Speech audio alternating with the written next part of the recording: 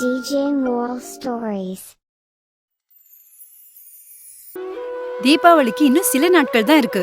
Market முழுவதும் தீபாவளி பொருளா நிறைஞ்சிருந்தது. சில பேர் வண்ண வண்ண விளக்குகளை வித்துட்டு இருந்தாங்க. இன்னும் சில பேர் பட்டாசு கடை வச்சிருந்தாங்க. சில பேர் மலிவு விலையில தரமான துணியை வித்துக்கிட்டு இருந்தாங்க. இன்னும் சில கடைகள்ல விதவிதமான இனிப்புகளை வித்துக்கிட்டு இருந்தாங்க. அட டைமை வேஸ்ட் பண்ணாதீங்க, சீக்கிரம் வாங்க. எங்க கடையில செய்யற இனிப்பை வாங்கிட்டு போய் சாப்பிட்டு சந்தோஷமா இருங்க.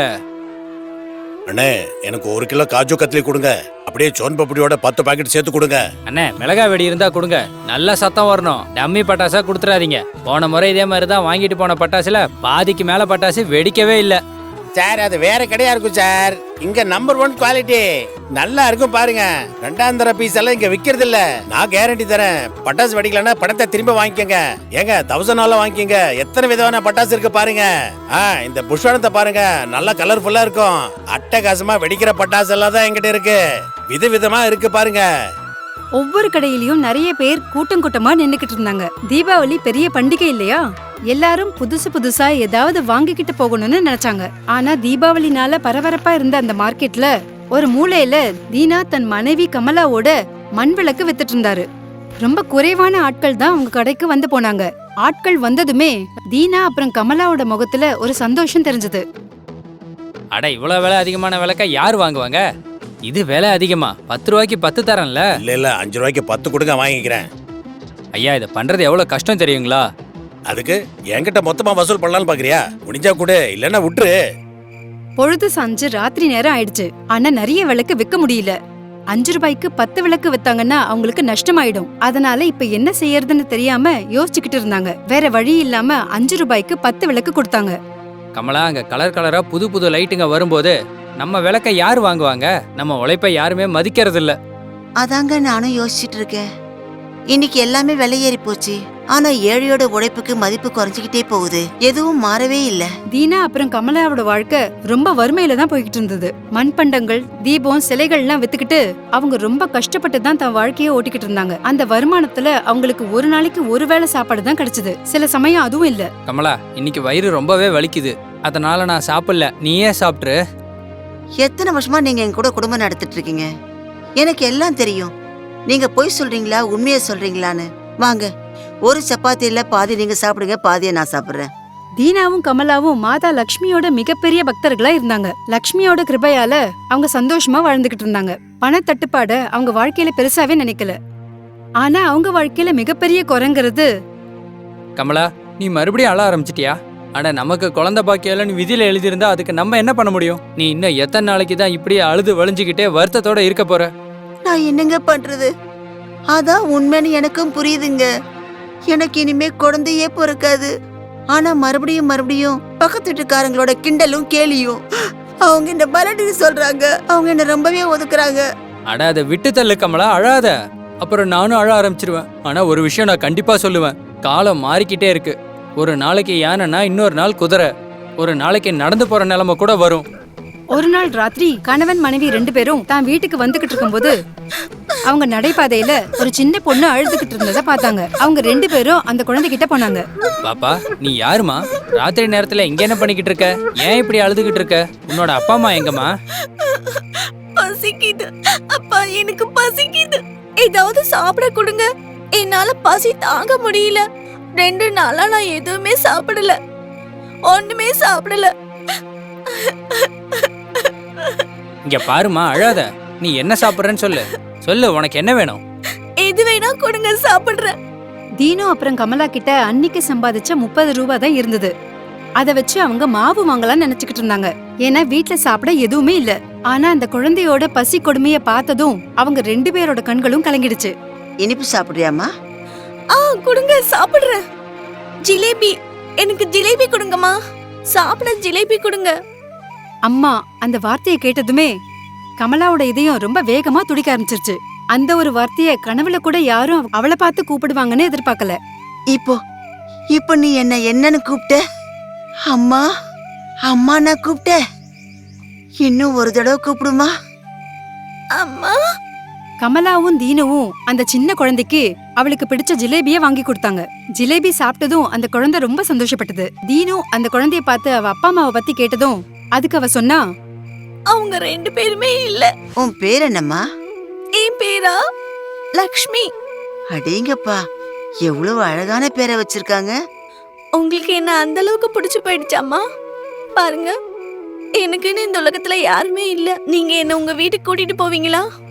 வீட்டுக்கா? கமலா தன்னோட உடைஞ்சு போய் இருக்கிற குடிசைய பத்தி யோசிக்க ஆரம்பிச்சா. அப்புறம் இன்னொரு விஷயமும் யோசிச்சா. ஒருவேளை அந்த குழந்தை வீட்டுக்கு வந்துட்டா அப்புறம் அவளுக்கு வேளைக்கு சாப்பாடு எப்படி கொடுக்கறதுன்னு யோசிச்சா. அவளுக்கு பட்னி கிடக்கிறது பழக்கமாயிடுச்சு. ஆனா ஒருவேளை குழந்தையும் பட்னி கிடக்கிற நிலைமை வந்துருச்சுன்னா? இல்ல, அப்படி ஒரு பாவத்தை என்னால செய்ய முடியாது. இந்த சின்ன பொண்ணு நம்ம வீட்டுக்கு கூட்டிட்டு போய் பட்னி போட முடியாது. என்னாச்சுமா? வீட்டுக்கு கூட்டிட்டு போங்கன்னு சொன்னதுக்காக நீங்க எதுக்காக இந்த அளவுக்கு யோசிக்கிறீங்க? நீங்களும் அப்பா அம்மா இல்லாத குழந்தைய வீட்டுக்கு கூட்டிட்டு போக யோசிக்கிறீங்கல்ல? இல்ல, அப்படியெல்லாம் சொல்லாத செல்லம். எப்போ அப்படி சொல்லாத. அப்படி சொன்ன கமலா லக்ஷ்மிய கட்டி அணைச்சுக்கிட்டா. அவளை கூட்டிக்கிட்டு வீட்டுக்கு வந்துட்டா. ஆனா அவ வீட்டுக்கு வந்ததுமே கமலாவுக்கும் தீனாவுக்கும் ஆச்சரியம் காத்திருந்தது.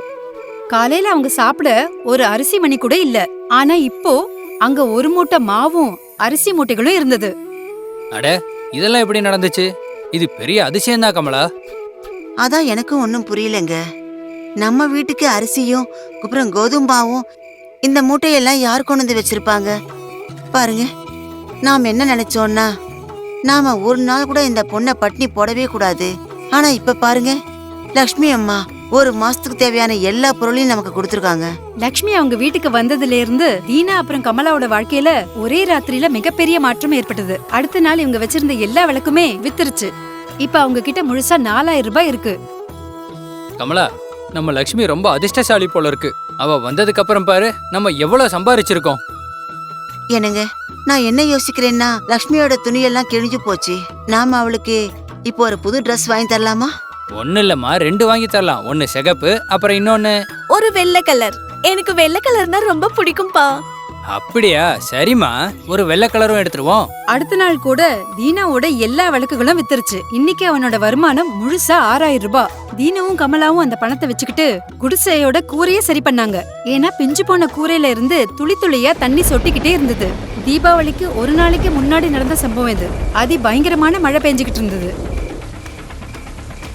கமலா, இங்க பாரு, நம்ம நேத்து தான் கூரைய சரி பண்ணோம். இன்னைக்கு மழை பெய்ய ஆரம்பிச்சிருச்சு. அதனால கவலைப்பட வேண்டியதில்லை. நம்ம இந்த கொற்ற மலையிலயும் நிம்மதியா படுத்து தூங்க முடியும்.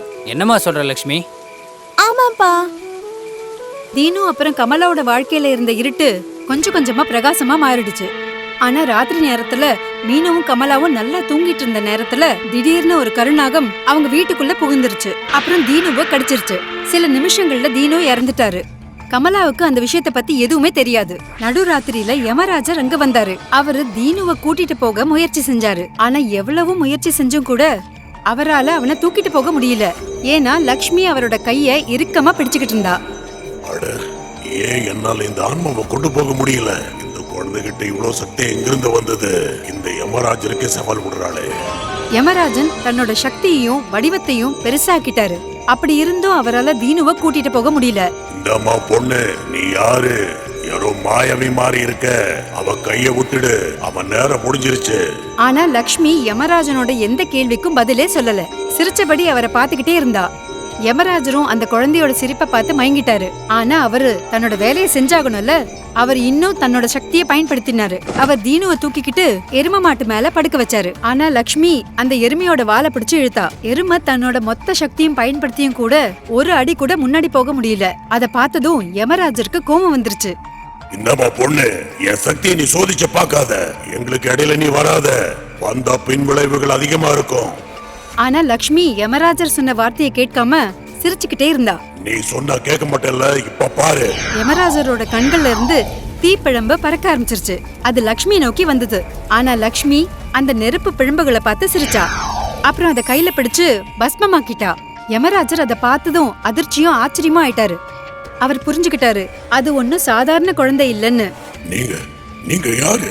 நீங்க சாதாரண குழந்தை இல்லைன்னு எனக்கு தெரிஞ்சு போச்சு. யமராஜா சொன்ன வார்த்தைகளை கேட்டு சிரிச்சபடி லக்ஷ்மி தன்னோட உண்மையான ரூபம், அதாவது மாதா லக்ஷ்மி ஸ்வரூபத்துக்கு வந்துட்டாங்க. யமராஜர் அவங்கள பார்த்துட்டு பக்தி பரவசத்தோட கை கூப்பி வணங்கினாரு. அவங்க கிட்ட மன்னிப்பும் கேட்டாரு. யமராஜா, அவர் என்னோட அப்பா. அவரோட உயிரை நீங்க பறிக்கவே கூடாது. நீங்க அவர் உயிரை திரும்ப கொடுத்துருங்க. உங்க கட்டளைப்படியே செய்றேன் தாயே. யமராஜர் தீனுவோட உயிரை திரும்ப கொடுத்துட்டாரு. அப்போ திடீர்னு எழுந்து உட்கார்ந்துட்டாரு. கமலாவோட தூக்கமும் கலைஞ்சு போச்சு. அவங்க கண்ணு முன்னாடி நேரடியா மாதா லக்ஷ்மியும் யமராஜரையும் பார்த்துட்டு அவங்க ரொம்பவே ஆச்சரியப்பட்டாங்க.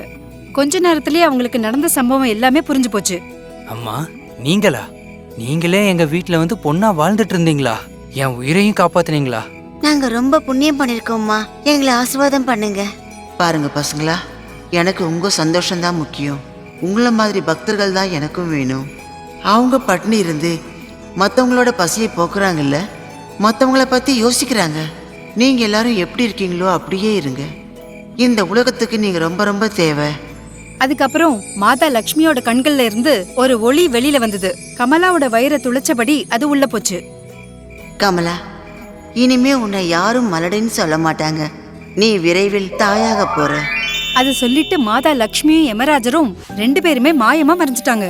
தீபாவளி வரத்துக்கு முன்னாடி மாதாவோட கிருபையால அவங்க வீட்ல பல வருஷமா தவம் இருந்த அந்த வெளிச்சம் வந்துருச்சு. 9 மாசத்துக்கு அப்புறம் கமலா ஒரு குழந்தைய பெத்தெடுத்தா. அந்த குழந்தையோட பேர் அவங்க லக்ஷ்மின்னு வச்சாங்க.